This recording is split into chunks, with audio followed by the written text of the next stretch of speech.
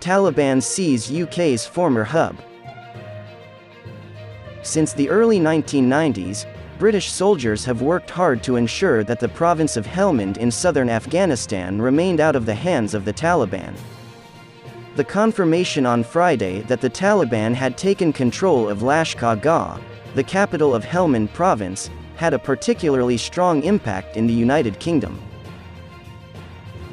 The overwhelming bulk of the UK's 457 losses, which happened during combat with Allied forces, were sustained in the province. From 2006 until 2014, Camp Bastion was the base of British military operations in Helmand province.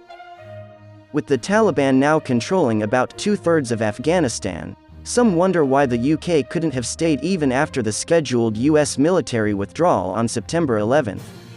In an interview with the BBC, British Prime Minister Boris Johnson issued a warning that there was no military option to put an end to the Taliban's return. Johnson said, "The overwhelming majority of the remaining British embassy personnel in Kabul will return within the next several days." While Britain worked to relocate Afghans who assisted British forces during their time in the country and who now face persecution by the militants, the government was taking additional measures to help other Afghans who had been supporters of the British military but who were now in danger of being targeted by the militants. US President Joe Biden said in April that he planned to remove the American military from Afghanistan by the end of the year. As a result of his decision, NATO alliance members, notably the United Kingdom, announced their withdrawal after 2 decades, after the terrorist events on 9/11. Former Defence Minister in the British Conservative administration and Afghanistan veteran Johnny Mercer stated that Biden made a terrible mistake, but the UK was not required to join the action. Most experts believe that a strong political will is lacking to keep Afghanistan as a strategic ally. As a result, many people may die because of this, and for him. Wallace said that he and other members of the British cabinet are apprehensive about the developing situation in Afghanistan, especially about the possibility for al-Qaeda to return, but stated that the British government had no option but to follow the example of the United States. There were no preparations in place weeks ago to deploy 600 British soldiers to assist the last 4,000 UK citizens in Afghanistan escape the country. Therefore, Wallace said, the decision was simply a panicked one.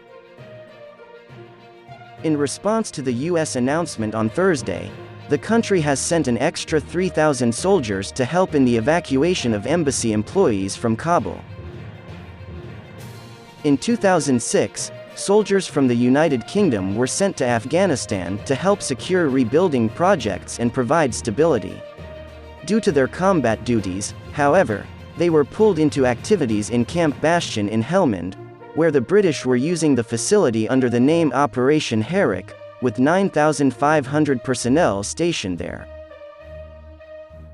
Soldiers patrolled the province, and because of this, they always had to confront the danger of insurgent ambushes, which is where the rebels had an advantage due to their knowledge of the region. As of December 2014, when NATO's military operation in Afghanistan concluded, more than 100,000 British soldiers have served in Afghanistan in the previous 2 decades. In Helmand province, as far as they could tell, the soldiers were training and advising Afghan army personnel, who in turn backed a broad variety of initiatives aimed at improving education, especially for females, improving healthcare, stimulating economic development, and strengthening local government.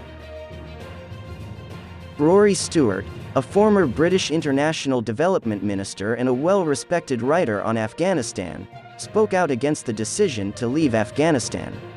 He predicted that an unprecedented number of Afghan refugees will be created.